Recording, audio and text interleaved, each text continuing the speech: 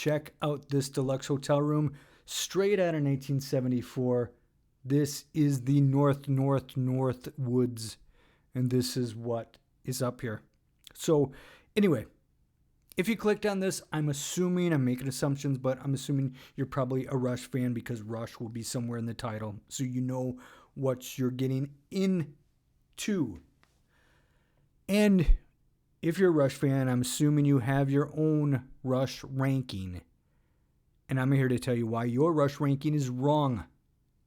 It's wrong. Here's why. Because, look, I don't know you, but I'm assuming it's something like towards the top is Moving Pictures, Permanent Waves, Hemispheres, 2112, those type of albums. And some may have Grace Under Pressure and Signals also kind of in that mix. And that's wrong. Those are trash albums. I'm kidding. Okay, that's a joke. Very much a joke.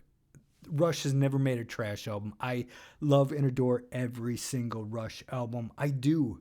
Well, their first two, Crest of Steel, I can't say that I love and adore it, but I enjoy it. So, other than that, every Rush album I absolutely love. Even the ones most people say are subpar. Those actually are some of my favorites. Anyway, so I know there's no wrong list. There's no wrong ranking. It's a personal opinion. So I'm just being sarcastic with that.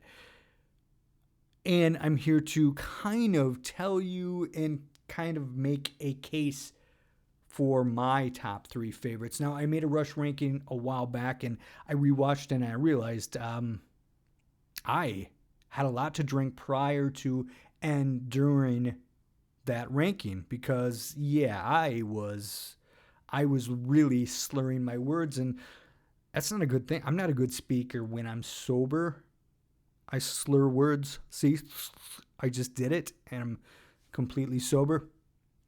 So, yeah, after I've been drinking, it's probably not the best thing to do. However, that doesn't change my list much.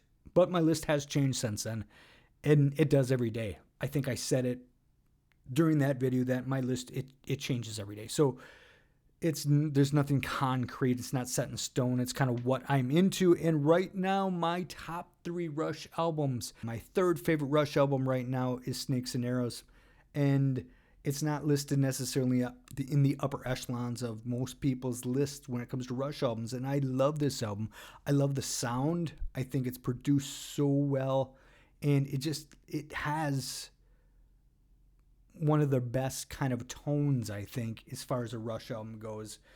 It starts off with Far Cry, which is one of my favorite Rush songs of all time. I think this song is a gem in all aspects. It's aggressive. It's complex. It's got a groove to it. It's got great lyrics. Everything you want. Everybody shines in this album. It is a beautiful song by Rush. There's no doubt about it.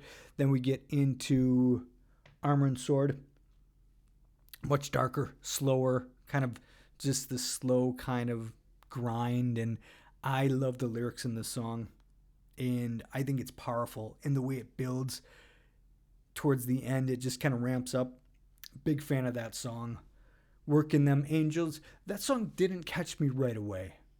It was one that I was like on the fence about it. Lately, though, I love that song. I do. It's a great song. The Larger Bowl is, I would say, my least favorite song on the album. And that's not a bad thing because I still enjoy the song. The lyrics are great. It's different for Rush.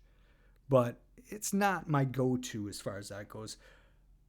Spindrift. Now that is another one that caught me off guard at first. It's not a Rush song that I loved, but now I love this song. It has this build and just this, it sounds very different than a normal Rush song, and it's got something different to it, and it's great.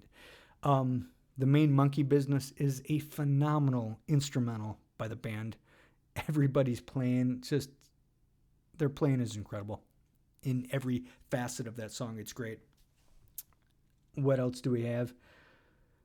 The Way the Wind Blows, Faithless. These songs have such great lyrics. Faithless, I just love that, just that bluesy guitar intro that Alex does. Alex's guitar tone on this album too is absolutely incredible. Hope, I love that little acoustic instrumental. It's beautiful. We Hold On is great. Good News First, maybe it's a real underrated gem as far as their music goes. Love this album. Love everything about this album. Number 2, it used to be number 1 and now it's number 2, and that is Vapor Trails. Come on. Vapor Trails is amazing. Now this is Geddy's bass album, man. I mean, they're all Geddy's bass album because his bass playing is absolutely phenomenal always, but this is insane. Some of his playing in here is insane. Like, okay. Secret Touch. It just is frantic as hell when it gets into that chorus. It is frantic. It is just heavy, and that bass just thumps along. Such a great song.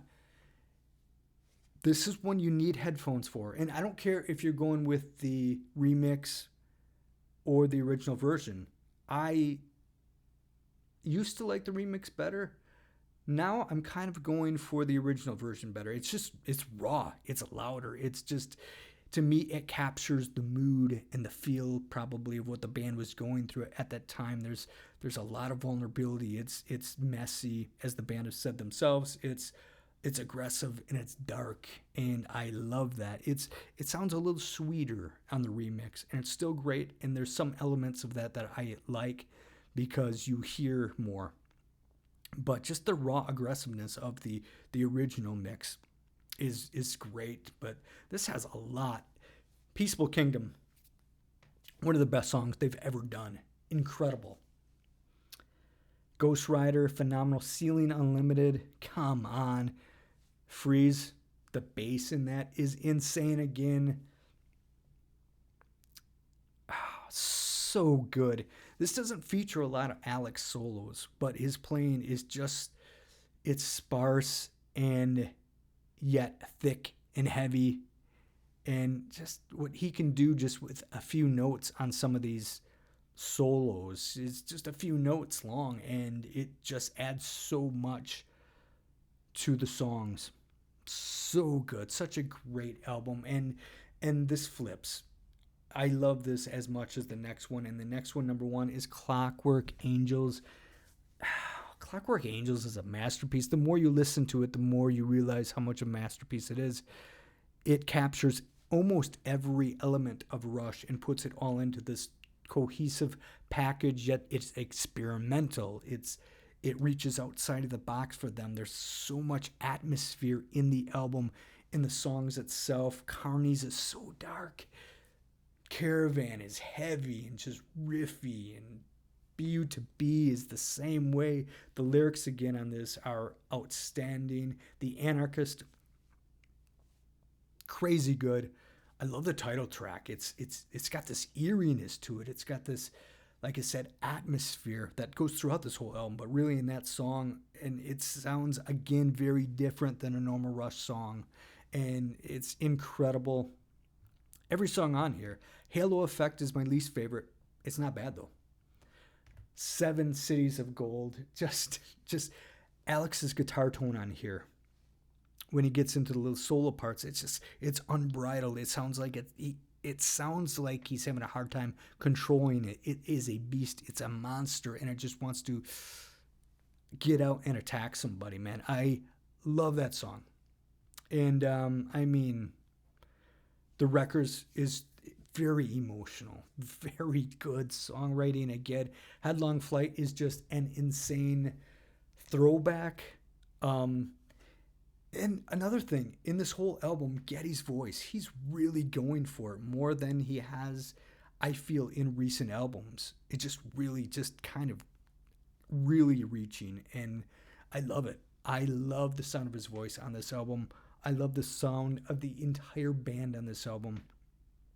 Um, wish them well. Just a really good kind of pop rock song. So good.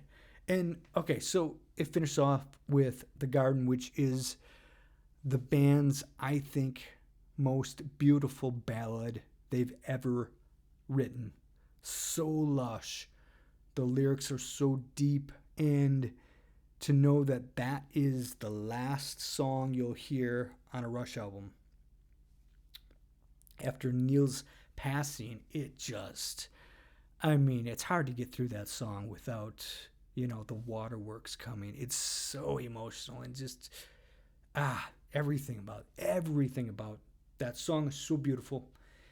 The album is incredible. It's such a masterpiece for a band who was around for that long, for that to be their final statement. Now I hope like hell Alex and Geddy get together and do something. Make an album. It's not going to be Rush though. So this is the final from Rush. We know that. And it is a excellent last album, and I think the songwriting as a whole, the songwriting on these last three albums that they've done surpasses anything they've done in the 70s, surpasses their 80s songwriting and 90s songwriting as well. Now, it's not as technically insane, there's not as many time changes and everything as there were in their early, like from a technical standpoint, you're not going to beat Hemispheres. You're just not going to. That is insane. And the band themselves said, we're not doing that again. That was too difficult. That was too hard to do almost. Their last three Rush albums, I think they are superb.